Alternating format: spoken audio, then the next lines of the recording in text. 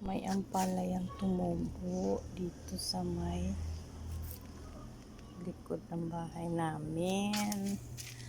Kaso lang, nung nagkaroon ng bunga, sana ba yun? Ganito lang kaliit. Anong tawag nito? Miniature?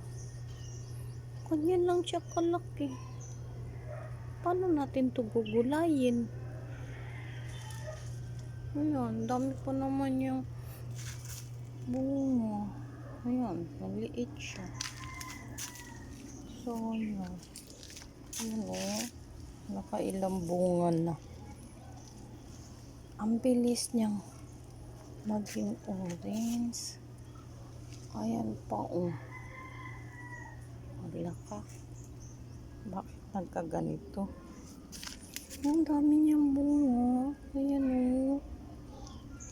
Sayang talaga siya. Ayun pa. Tumubo lang ito.